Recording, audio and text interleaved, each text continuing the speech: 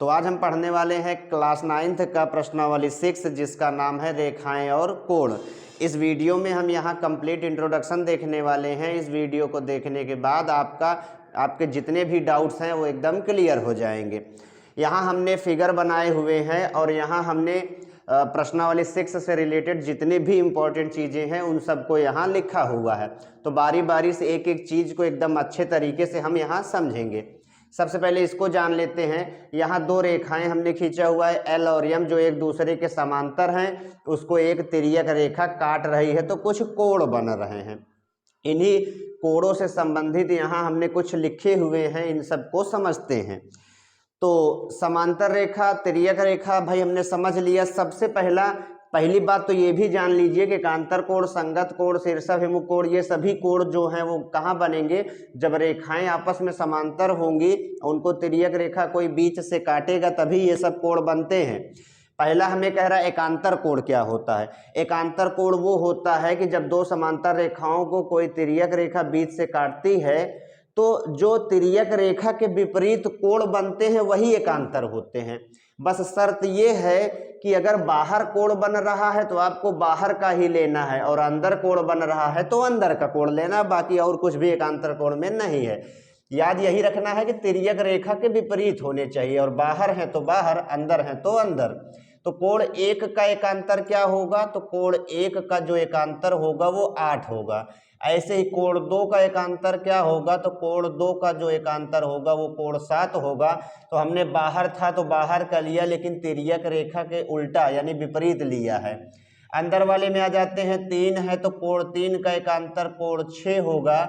ऐसे ही 4 का क्या हो जाएगा? 5 हो जाएगा। तो हमने एकदम अच्छे से एकांतर कोण को समझ लिया। बस इतना सा आपको याद रखना है, तिर्यक रेखा के विपरीत हमेशा एकांतर कोण बनते हैं। बस बाहर है तो बाहर का ले लो, अंदर है तो अंदर का। ठीक है, तो हमने यहाँ पहला वाला एकदम समझ लिया अच्छे से। दूसरा है संगत कोण। अब संगत कोण क्या होता है? संगत कोण का मतलब होता है कि जब दो समांतर रेखा को कोई तिर्यक रेखा बीच से काटती है तो वहां जो कोण बनते हैं अब तिर्यक रेखा के विपरीत नहीं जाना है, तिर्यक रेखा के एक ही ओर रहना है। बस फर्क इतना है, यदि आप बाहर का कोण ले रहे हो तो आपको अंदर का बताना होगा, यदि अंदर का कोण ले रहे हो तो बाहर का बताना होगा। यही संगत कोण होता है। तो कोण 1 का अगर कोई संगत पूछेगा तो हम क्या कहेंगे? 5। लेकिन भाई मन में ख्याल ये भी आता है कि भाई 1 का 3 भी तो बता सकते हैं क्योंकि 3 भी अंदर है।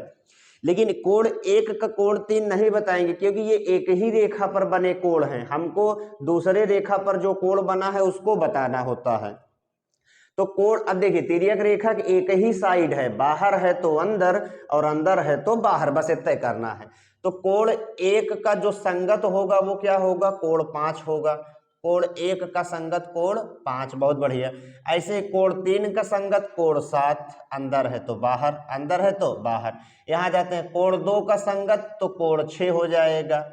ठीक है, ऐसे ही कोण 4 का संगत कोण 8 हो जाएगा। एकदम अच्छे से हमने समझ लिया इसको। तो संगत कोण भी हमने बढ़िया तरीके से समझ लिया।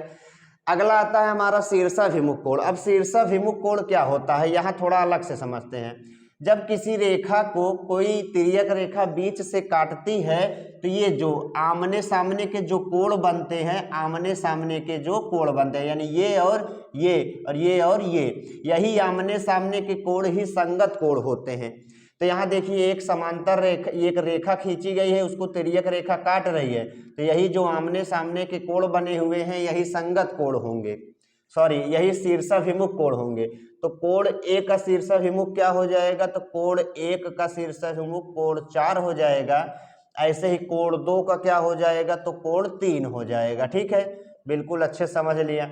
ऐसे यहाँ कोण 5 का क्या हो जाएगा? तो कोण 8 हो जाएगा।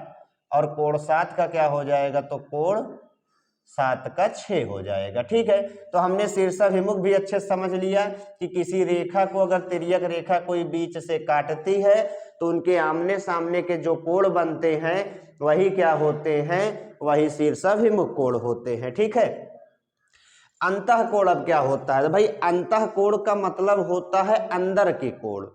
अंतः कोण का मतलब अंदर के कोण। तो अंदर के कोण कौन कौन से हैं? तो कोण 3 है, ठीक है, कोण 5 है, और उसके बाद कोण 4 है और कोण 6 है। इसमें एक चीज आपको ये याद रखना है कि अंतः कोणों का योग हमेशा 180 होगा।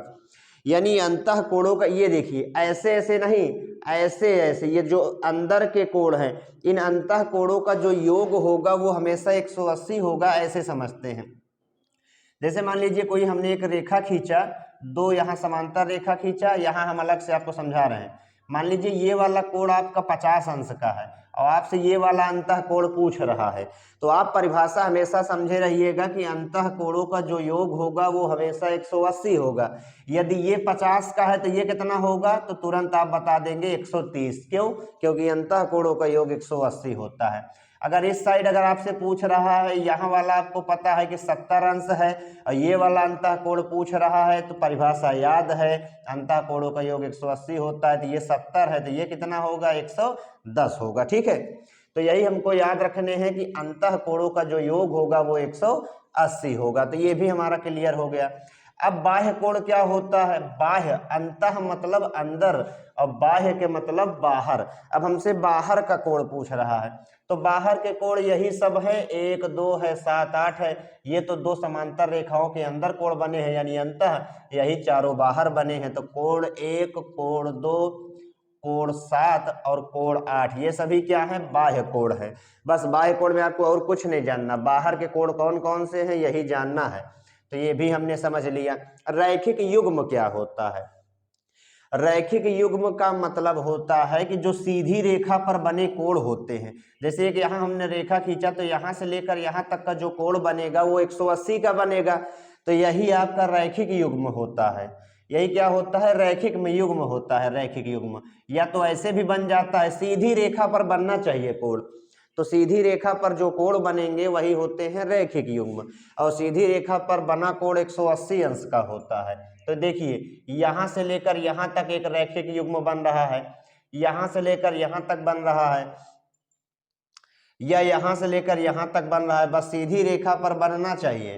तो रैखिक में युग्म हमेशा क्या होता है कि दो कोणों को जोड़ने पर यदि उनको तिर्यक रेखा काट रही है बीचे से, जैसे ये मान लीजिए आपका हो गया 100, तो ये कितना होगा? तो रैखिक में युग्म याद रखे रहोगे आप, रैखिक युग्म, तो 100 ये है तो ये 80 होगा। ये कितना होगा भाई? 80 होगा। तो कोण 1 और कोण 3 यही रैखिक युग्म है। कोण 1 और कोण 2 यही क्या है? ये भी आपका रैखिक युग्म है। तो हमने इसको भी अच्छे से समझ लिया। प्रतिवर्ती कोण क्या होता है? तो प्रतिवर्ती कोण का मतलब होता है कि जब भी आपसे किसी कोण का प्रतिवर्ती पूछे, फॉर एग्जाम्पल अगर हम कह दें कि भाई हमको कोण 2 का प्रतिवर्ती कोण बताइए, जो कोण आपसे पूछे उसे छोड़ दो और जो बाकी के कोण बचे हैं उसे जोड़ दो, और जोड़ने पे जो आए वही क्या होता है? प्रतिवर्ती कोण होता है। ठीक है, तो कोण 2 पूछेगा तो इसको छोड़कर बाकी सभी कोणों का आप योग करेंगे, जो आएगा वही प्रतिवर्ती कोण होगा।